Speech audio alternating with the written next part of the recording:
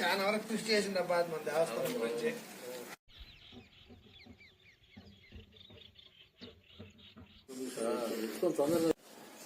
Endowment board అది పెరుమలపాడు గ్రామం, చేజల మండలం.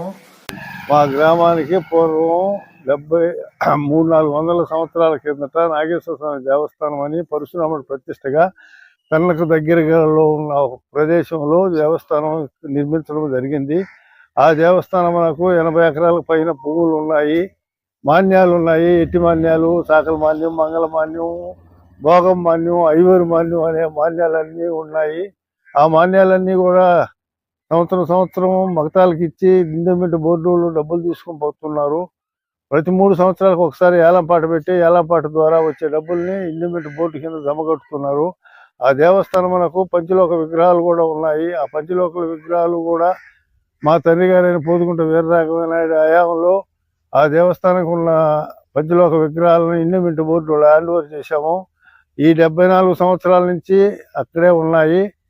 మా గ్రామానికి ఇసుక మేట వలన ఇసుకలు పెన్న దగ్గర ఉన్న దాని వల్ల పెన్న ఇసుకలు గాలికి వచ్చి ఇసుక దెబ్బలు ఎక్కువగా కొండల మాదిరి పెరిగిపోయాయి.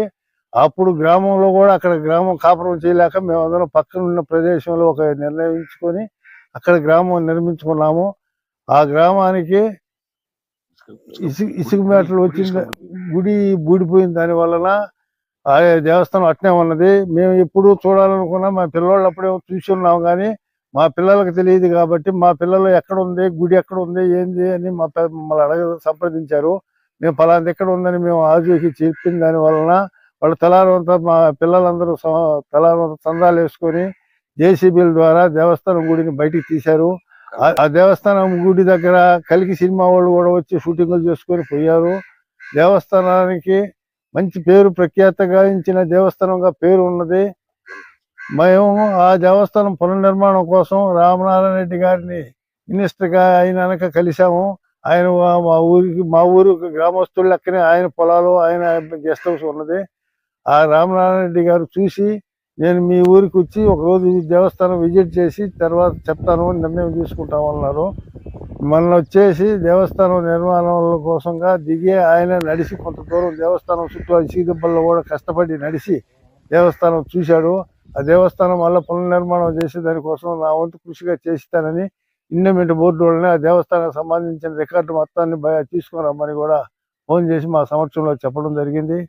ఆ దేవస్థానం మాత్రం బ్రహ్మాండంగా ఉంటుందనే ఉద్దేశంతో దాన్ని వేరే ప్లేస్లో నిర్మించాలనే ఉద్దేశంతో మేము మినిస్టర్ గారికి చెప్పాము.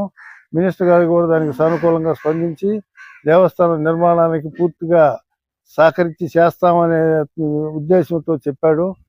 మంత్రి గారికి మేము అందరం గ్రామస్తుల తరఫున ధన్యవాదాలు తెలుపుకుంటూ మేము గ్రామంలో దేవస్థానం నిర్మాణం తొందరగా జరగాలని ప్రయత్నం కోరుకుంటూ మంత్రి గారికి ధన్యవాదాలు తెలుపుకుంటున్నాం.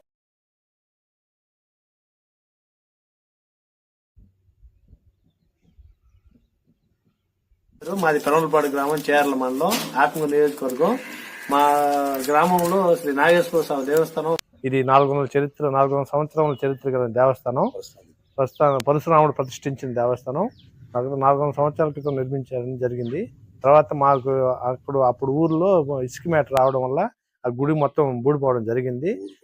ఊరు కూడా మొత్తం పోయింది. తర్వాత మేము కొత్తగా మళ్ళీ ఇక్కడికి వచ్చి నిర్మించుకోవడం జరిగింది. కొత్త ఊరు నిర్మించుకోవడం జరిగింది. తర్వాత మేము మా పెద్దోళ్ళు చాలా రోజులు చెప్తా ఉన్నారు, అక్కడ గుడి ఉంది, దాన్ని మీరు వెలుగు తీయాలి అది అనుకుంటున్నారు. కానీ లాస్ట్ టైం 2019లో కరోనా రావడంలో మా ఊరు పిల్లకాయలు యూత్ అంతా వచ్చి ఇక్కడే ఉండడం, దానివల్ల అందరం అనుకొని దాన్ని గుడి ఎట్టైనా బయటకు తీయాలనే ఉద్దేశంతో అక్కడికి వెళ్ళి దాన్ని లోడి తీయడం జరిగింది. తీస్తే తర్వాత కొద్దిగా కొన్ని అనివార్య కారణాలు, అంటే అప్పుడు కరోనా టైంలో కొద్దిగా పోలీసు వాళ్ళు ఎక్కువ జనాభా రావడం, దానివల్ల కొద్దిగా మొత్తం తీయలేకపోయాము. కొద్దిగా తీసాము, ఓపెన్ చేసి అయితే బయటికి పెట్టాము. తర్వాత అది అట్నే ఆగిపోయింది. మా గుడి కలికి సినిమాలో కూడా రావడం జరిగింది.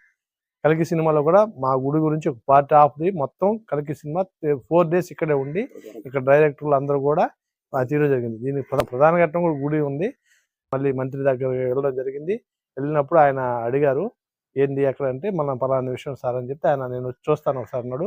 నేను అనుకోకుండా ఆయన రావటం, గుడిని చూడాలని ప్రత్యేకంగా ఆయన అనుకోవడం, అక్కడ వచ్చి దాదాపు ఒక గంట సేపు మాత్రం ఆయన అక్కడే స్టే చేసి గుడి చుట్టూ మొత్తం తిరిగి చూశాడు, దేవాలయం చుట్టూ తిరిగి చూశాడు.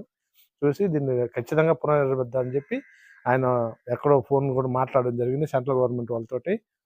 కొత్త దేవస్థానం అయితే మేమైతే తొందరలోనే దేవస్థానానికి శంకుస్థాపన జరగబోయే ఉద్దేశంతో ఉన్నాము.